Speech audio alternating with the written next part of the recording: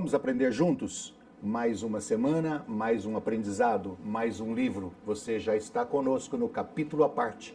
Hoje nós vamos conversar com o psiquiatra Leonardo Maranhão, que é autor do livro A Vida com Autismo, o qual temos o prazer de receber. Tudo bem com você, doutor? Tudo bem. Muito obrigado pelo convite e a oportunidade de poder falar um pouco mais desse livro. Doutor, é sua primeira obra? É a primeira obra escrita, sim. E o que te levou a fazer um livro sobre o autismo? O autismo já ronda a minha vida há pelo menos 10 anos, a vida como médico psiquiatra. Eu tenho atendido as crianças com autismo e o livro vem de uma demanda dos pais e familiares por saber mais, entender mais sobre o assunto, uma vez que há disponível tão somente obras de caráter científico. Assim foi pensado ao longo dos anos a possibilidade de escrever algo que pudesse ser de fácil leitura, uma linguagem mais simples, uma linguagem mais esclarecedora, e que os pais e familiares e professores pudessem ter contato com o tema, que é um tema bastante complexo, de uma forma mais simplificada.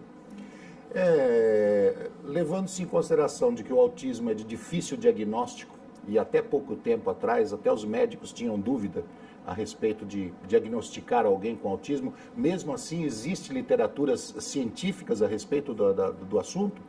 O que existe são algumas literaturas para médicos, livros de psiquiatria infantil em que abordam o grande tema que chama transtorno do desenvolvimento, global do desenvolvimento.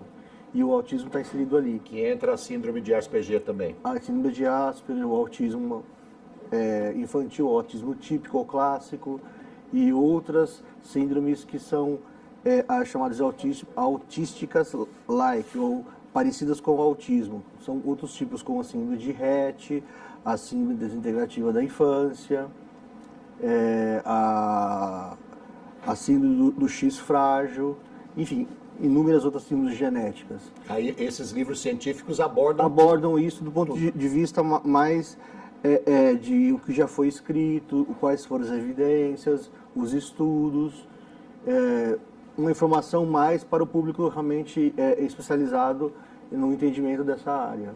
Então aí o livro A Vida com Autismo, ele tem uma leitura fácil para as pessoas que não são médicas, os pais poderem começar a ter mais ou menos uma noção de como procurar ou que caminhos trilhar para diagnosticar os seus filhos. Exatamente. O diagnóstico é algo que ainda deixa a desejar do ponto de vista de ser tardio. Via de regra, é interessante que o diagnóstico ocorra entre o primeiro ano, principalmente com 18 a 24 meses. Um diagnóstico após o quarto, quinto ano de vida já é considerado um diagnóstico tardio. O que significa? Significa que a criança ela tem os 8 primeiros anos de vida um processo de desenvolvimento. E se a gente fizer um diagnóstico mais próximo do 8º ano de vida, menos tempo tem a gente de fazer a intervenção. Então o diagnóstico precoce ocorrendo por volta dos 18 meses é fundamental e imprescindível para que o tratamento ocorra o mais rápido possível e com isso a criança consiga recuperar o tempo perdido, já que há um atraso no desenvolvimento de algumas funções do cérebro. A gente poderia dizer que esse livro não é só para pais de crianças autistas. A gente poderia dizer que esse livro é uma leitura fácil para qualquer pessoa. Para qualquer pessoa, e o público também de professor infantil é muito importante. Uma vez que na creche, esses professores de educação infantil, eles conseguem notar diferença entre os bebês e podem alertar os pais também, uma vez que pode ser que o bebê seja o primeiro filho e eles tenham uma dificuldade de conseguir reconhecer os sinais de desenvolvimento da criança. No caso, você falou em creche, o doutor falou em creche, eu até gostaria de ler isso aqui. Quando falávamos que Daniel era autista, a direção da escola pedia um tempo para avisar o caso, para avaliar o caso. Assim que chegávamos em casa, ligavam cancelando a matrícula. Diziam que tinham conversado com a equipe e os outros pais não aceitariam. isso aí é uma coisa recorrente nas escolas? Essa é uma coisa recorrente. Isso deve ter acontecido na década de 70 e 80, mas infelizmente ainda a gente escuta de pais e mães a dificuldade de fazer matrícula, a recusa em aceitar a criança, ou por vezes aceita e depois não sabe como lidar com ela no dia a dia, e conversam com os pais dizendo que não há possibilidade de manter, não tem condição de manter o atendimento escolar dessa criança. Isso realmente ainda acontece nos dias de hoje.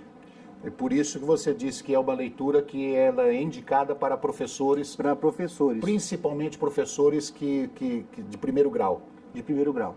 Exatamente. Ele tem que saber que ali dentro da sala de aula dele tem uma criança que precisa de uma atenção especial ou precisa de fazer um diagnóstico para entender o comportamento dela, mais ou menos isso. No primeiro momento, sim.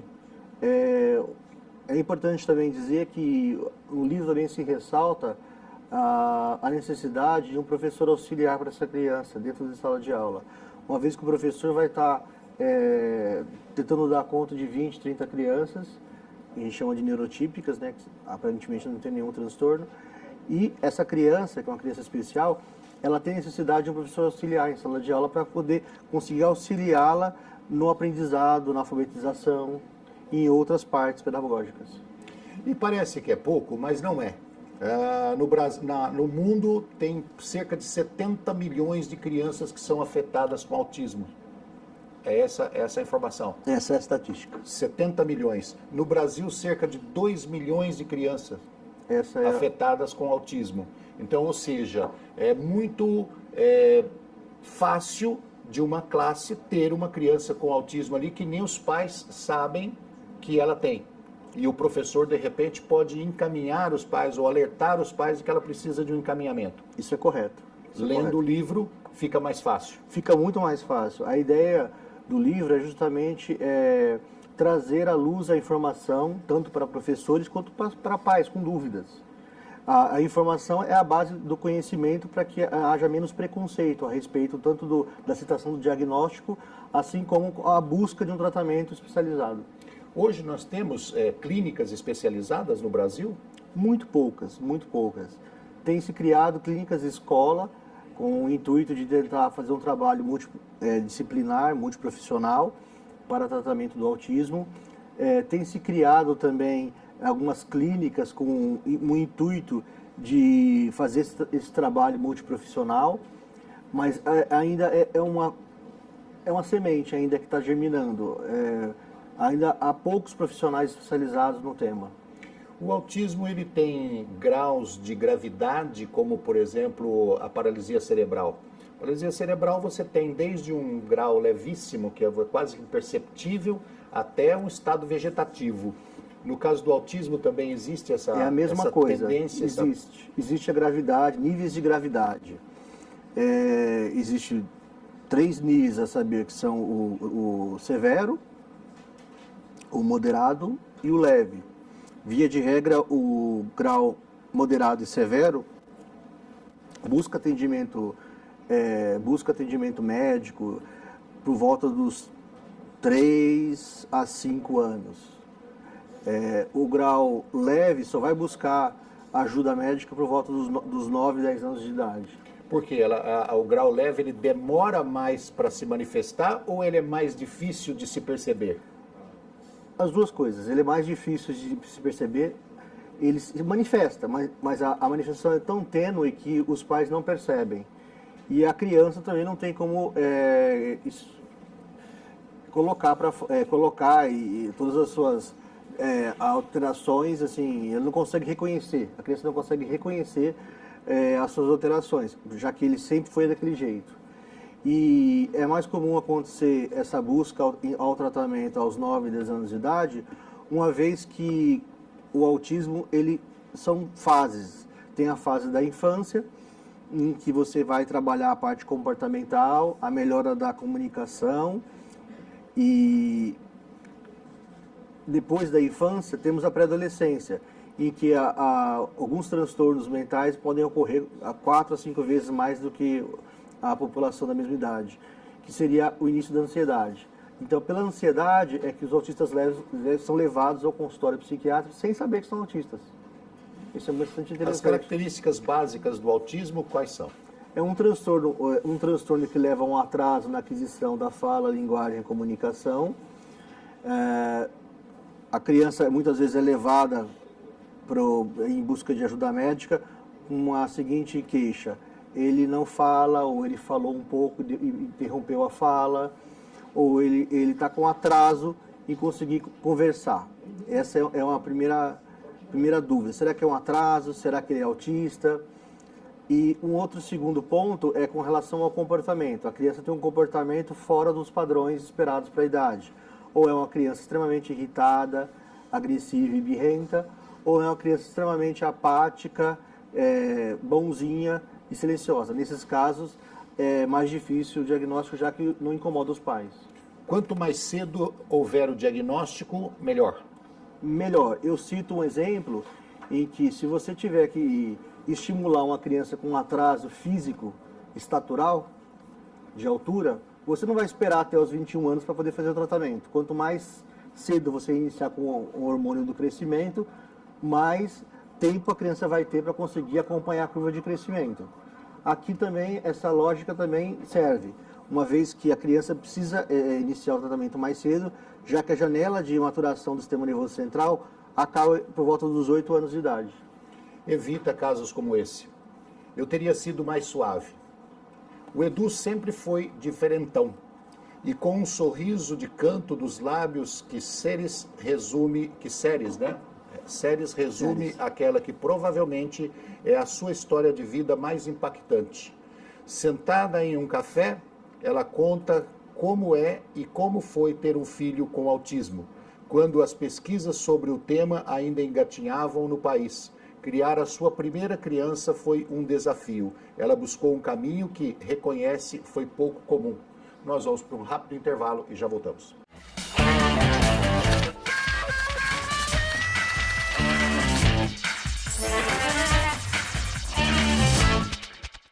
O desafio e a rotina de Daniel.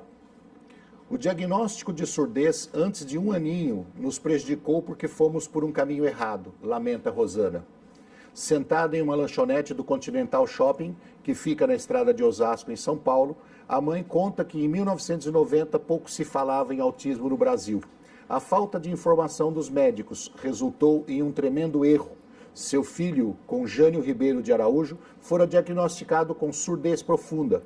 Enquanto abre a caixinha de lanche, Rosana Rosato, 52 anos, uma mulher de sorriso fácil e cabelos louros, relata que, logo após o resultado clínico de Daniel, levou-o para fazer fonoaudiologia, em seguida fisioterapia e terapia ocupacional. Infelizmente, acreditando no médico, ele chegou a frequentar uma escola para surdos dos 6 meses aos 5 anos. Nesse meio tempo, ela e o marido fizeram aulas de linguagem dos sinais, Libras, para aprender a se comunicar com o filho surdo. Doutor, esses 2 textos que nós lemos aqui, eu teria sido mais suave, e o outro também um diagnóstico depois, quer dizer, percebeu-se que as crianças, nos 2 casos, foram prejudicadas. Isso é comum acontecer, das pessoas irem por caminhos errados e de repente tratar o filho com uma coisa que não existe nele e prejudica muito mais o seu relacionamento social, a sua interação com a família, a sua recuperação e aí por diante? Infelizmente, em alguns casos isso pode acontecer. O que acontece é que não existe ainda um caminho de protocolo ainda na prática que os pais devem cursar. Como já foi dito aí, por vezes o pai acha que porque está atrasando a fala, eu vou passar na fono e já marca uma fono, já contrata uma fono e deixa lá ele achando que só é o atraso da fala. Por outras vezes a criança tem alteração do comportamento e acha que por isso que ela é muito agitada e leva num psicólogo. Então, essa facilidade de você passar em vários profissionais e a dificuldade do indivíduo buscar ajuda do ponto de vista psiquiátrico, já que se entende entre aspas, que o psiquiatra é um médico destinado para quem está fora da realidade, Isso faz com que muitos pais até me relatem que eu não sabia que eu tinha que vir aqui. Eu não sabia que aqui que era o local que eu deveria ter vindo primeiro. Então eles passam por vários profissionais ao longo dos anos e alguns casos até tem uma melhora parcial, uma remissão parcial. Porém, a grande maioria acaba não tendo evolução. Mas nesse caso, doutor, os médicos de uma maneira geral, os fonoaudiólogos, os médicos oftalmologistas, sei lá, todos esses envolvidos nesse processo de avaliação da criança, eles não teriam que ter pelo menos uma dica ou um sinal de alerta para os pais? Olha, procura esse profissional para dar uma avaliada melhor, dar uma investigada melhor. Não teria que ter esse senso? Deveria. Alguns têm. Depois de alguns meses, 6 meses, ver que a criança não evolui, alguma coisa está errada, não é só atraso. Existe um protocolo, existe uma lista de exames que deve ser avaliado antes que a gente faça o diagnóstico de autismo. E um deles é realmente fazer a avaliação audiológica para ver se a criança tem alguma deficiência auditiva, uma avaliação oftalmológica para ver se a criança tem uma dificuldade visual. Você vai fazer exames clínicos para ver se a criança tem alguma alteração orgânica e metabólica. Você vai fazer alguns exames de cabeça para ver se a criança tem alguma alteração neurológica. Pode-se chegar até a fazer também, se necessário, exames genéticos. Esse protocolo é muito longo, são muitos exames, faz com que essa saga por a busca de realizar todos os exames chega a durar 1 ano. Os pais querem alguma coisa mais rápida. E isso faz com que muitos pais fiquem cansados, se sintam desmotivados, já que a luta é muito longa para o diagnóstico, e o diagnóstico também é muito duro. Então eu teria 2 coisas a dizer. A primeira delas é que o livro não é só indicado para os pais de crianças com autismo, porque esse daí, se o pai sabe que tem uma criança com autismo, ele já diagnosticou, tudo mais. Mas é bom ter a leitura para pais em geral, para os professores, e também é uma leitura que é indicada para médicos, todos os médicos, conhecer um pouquinho da rotina, do problema que as famílias têm quando esse médico não ajuda a diagnosticar. E a segunda coisa que eu queria dizer é o seguinte: a grande maioria das pessoas tem um certo preconceito com psiquiatra. Infelizmente tem. Infelizmente tem. Tem diminuído, mas... Chega até ir no psicólogo. Psicólogo o pessoal ainda suporta. Neuro também vai. Mas o psiquiatra, você encaminhou o psiquiatra, você está louco? Né? Você é louco. Ou então você foi no psiquiatra, já está com toda a denominação dos colegas de loucura. O que a gente assim, costuma dizer em sala é que de cada 10 pessoas que buscam um psiquiatra hoje, 9 são por estresse. Sim. E todo mundo está estressado. Então, o psiquiatra é um médico que ele vai te ajudar a avaliar a sua situação, né? Diagnosticar o tipo de problema que você tem, e a grande maioria, como você disse, é estresse. E se tiver um problema neurológico, psicológico, alguma coisa, ele vai te ajudar a curar. Então, por que ter preconceito do psiquiatra? Tem diminuído, mas ainda tem um pouco. Mas o livro, como você disse, é realmente importante para todos os médicos, já que eles têm um estereótipo de que o autista é simplesmente aquela criança com um quadro de deficiência mental severa, que tem um comportamento de ficar batendo a cabeça na parede e tendo movimentos de se balançar. Isso é só um de milhares de possibilidades que o quadro se apresenta. Certo. Doutor, aonde que se encontra o livro para comprar? O livro está disponível para venda e o acesso ao link se encontra pelo site da Clínica Médica Assis. O site é www.clinicamedicaassis.com.br. Se você demorou para anotar, vamos repetir. Se você quiser adquirir o livro do Dr. Leonardo Maranhão, psiquiatra, A Vida com Autismo, você pode entrar no site www.clinicamedicaassis.com.br. É um livro que é indicado para você ter um pouco mais de conhecimento sobre esse distúrbio, que é uma coisa que Parece difícil, mas ao que está sendo colocado aqui como censo e como número de crianças com autismo no mundo, parece muito mais comum do que a gente imagina. E também consultar um psiquiatra vale a pena. Doutor, no caso, por exemplo, das crianças que são levadas a se caracterizar com a síndrome ou com autismo, a síndrome de Asperger ou autismo, a gente pode falar que ela tem potencialidades também, né? Não é só problemas. Exatamente, exatamente. É uma criança que, se bem trabalhada, se bem educada, ela tem potencialidades enormes. Existem algumas faculdades na Grã-Bretanha, na Inglaterra, que, se você tiver um histórico, no seu histórico médico, um tratamento para transtorno do espectro autista leve, você, se habilitando a algum curso de exatas, você ganha um ponto a mais, já que essas crianças têm uma capacidade de raciocínio lógico muito mais avançada do que os outros indivíduos. Nós temos filmes aí, tem um filme que o menino consegue uma tabela numérica enorme, lá ele consegue identificar um telefone, né? Então é uma facilidade com números. Exatamente. Podem ser bons estatísticos, bons contadores, contabilistas, né? Bons verificadores, eles acham erros em séries assim de forma muito rápida. Então é bom que se diga isso, doutor, pelo seguinte, quando se fala, se descobriu alguma coisa numa criança, os pais botam a mão na cabeça e falam: o mundo acabou. O mundo não acabou, você pode ter ali um gênio a despertar. Sim. Né? Eu conto uma história aqui muito interessante. Na época do Bush, presidente dos Estados Unidos, sabe que o campeonato de basquete nos Estados Unidos, o campeonato estudantil, ele é tido como o futebol nosso aqui, o campeonato brasileiro, né? Os Estados Unidos se mobiliza pelo basquete. E tinha um time lá na final do campeonato que estava perdendo por 6 pontos, alguma coisa assim. E o técnico, faltando 2 minutos para terminar o jogo, colocou o Jason, o menino com autismo. Plantou ele na beirada do garrafão, certo? E passava uma bola para ele, ele, pum, 3 pontos. Passava uma bola para ele, pum, 3 pontos. Então eu digo assim, 2 coisas importantes. Primeiro, o técnico foi muito esperto. Sim. Ele conhecia o que era autismo, ele conhecia o Jason. Sim. Certo? Ele sabia que o Jason tinha um movimento repetitivo, constante, perfeito. Exatamente. Treinou ele na ponta do garrafão. Pessoal, houve uma exploração? Não. Houve uma oportunidade para o Jason ficar conhecido no mundo.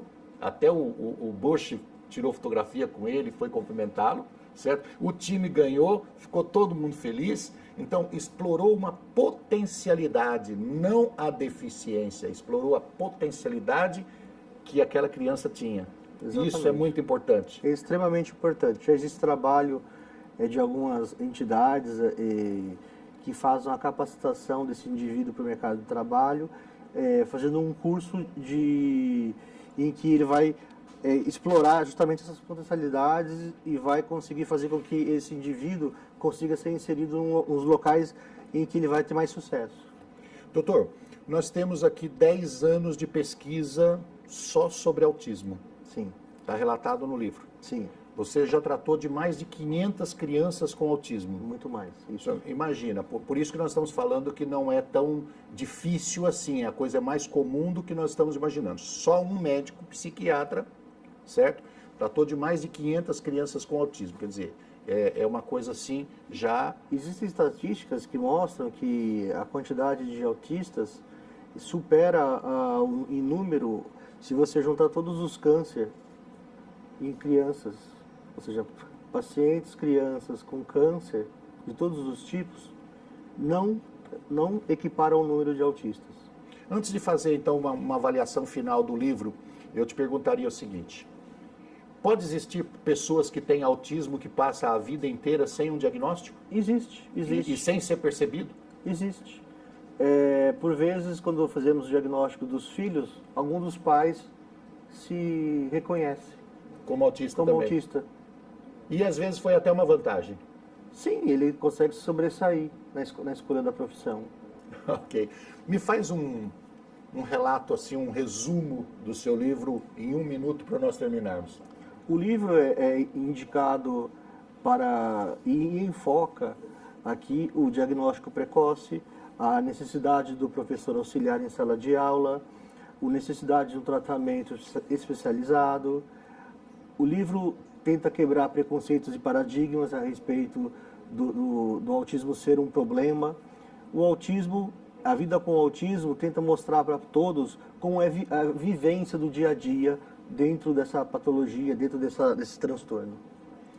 Nós conversamos com o Dr. Leonardo Maranhão, que é psiquiatra, autor do livro A Vida com Autismo, o qual eu recomendo para todas as pessoas, pais, professores, médicos, uma leitura fácil e você vai entender um pouquinho mais e vai ajudar um pouquinho mais essas famílias a se conduzirem melhor, a conduzir a vida dos seus filhos com melhor qualidade.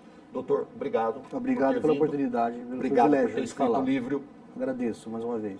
E obrigado a você de casa que esteve conosco no programa Capítulo à Parte. Nós te esperamos na próxima semana. Até lá.